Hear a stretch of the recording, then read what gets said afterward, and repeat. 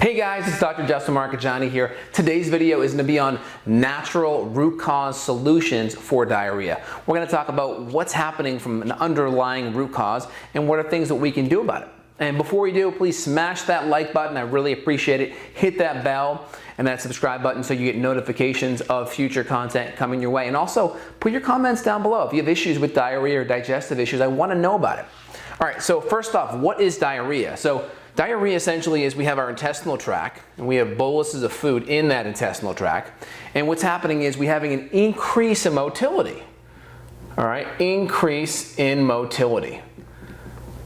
And what's happening is essentially we have hydration moving into the intestine, typically the colon, but sometimes the small intestine.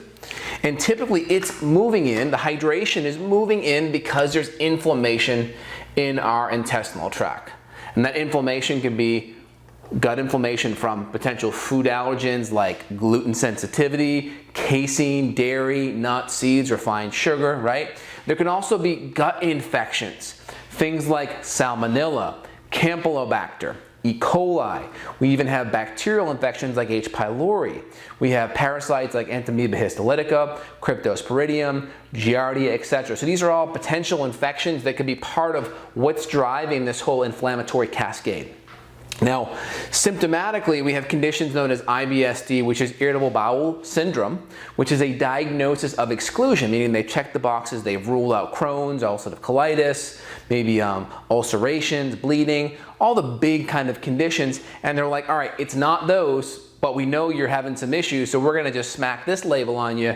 Maybe we'll put you on some antispasmodics, maybe some Pepto-Bismol, right? They're just trying to manage the symptoms and none of it's root cause, none of it's fixing the actual underlying issues. So we really want to make sure that we're getting to the root cause.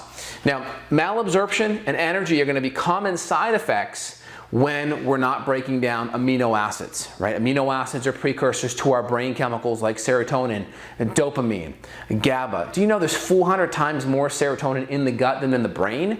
So serotonin plays a huge role with motility, moving things throughout the intestinal tract, and also mood and sleep. So your sleep can go down, anxiety, depression, energy issues, brain fog. Why? Because fire in the gut equals fire in the brain.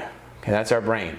All right, inflammation in the gut equals inflammation in the brain. And we got to get to the root cause, and it's possible there's some gluten sensitivity or other autoimmune issues. The Hashimoto's is a real common one, thyroid issues. A lot of times there's a strong gut connection with other autoimmune conditions, whether it's Hashimoto's, gluten sensitivity, or maybe even a subclinical Crohn's or a subclinical celiac or even a subclinical ulcerative colitis could be at play as well. It's very possible. So we got to get to the root cause. Now, with lab testing, there's different stool tests that we'll do. A lot of the genetic ones that I use are very sensitive, 2,000 to 3,000 times more sensitive, so we can pick up some of these infectious critters that are driving some of the inflammation. We may even do some breath testing because we see increased hydrogen gases can drive diarrhea. It's very possible. And again, this is common in SIBO, right? So SIBO is a common association with diarrhea. Organic acids are really great too. I'll run various organic acid urine tests that look at benzoate and hippurate and indican, right? These are all common organic acids that are, let's say, secreted like the exhaust out of a car would be from bad bacteria. So it's another net to kind of look at some of the data that's coming in, because sometimes we may see people that have a clean GI map or a clean gut test or a clean breath test. It's another window that may pick something up that could be root cause, right? So we've got to get to the root cause of what's happening. Now, in general, what kind of supplements can we use to help? There are some supplements that can be used to help. We got to make sure we're getting to the root cause because supplements can also be used palliatively and not actually fix the issue. So probiotics are really helpful. One, they have immune modulating effects and also anti-inflammatory effects. Things like activated charcoal or things that actually slow the bowels down are excellent. Charcoal is really good because it can bind up toxic debris like various bacteria, and it can slow the motility down by binding things up. So that's really, really nice. So we have probiotics, we have activated charcoal. You can put like bentonite clay in that camp as well. I would also say various antimicrobials. Now, the antimicrobials are going to be dependent upon what kind of infection you have. Berberines are great for bacteria, golden seal, maybe mastic gum, maybe artemisia for parasites. So it depends on what kind of infection you have. We may recommend specific antimicrobials to help address that. And then sometimes ginger, things like ginger are really good to help calm down the gut. Kind of this is in our anti-inflammatory camp. We may do things like aloe as well. We may do things like L-glutamine. This is kind of in that anti-inflammatory camp. Like from a food camp, we could do probiotics, probiotic food. This is probiotic supplements. This is probiotic food. This would be like sauerkraut, maybe lower sugar kombucha, kimchi, pickles, so like fermented foods.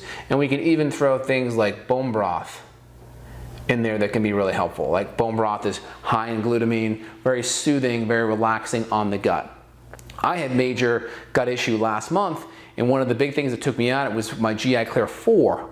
I had a bunch of other things. That was the one thing that took it out. My GI Clear 4 is very high in golden seal. It's very high in burdock root, which helps the lymph. It's also very high in olive leaf, grapefruit seed extract as well, and black walnut, which is a very good anti-parasitic. I think I got a bug personally. That's the reason why I had that issue.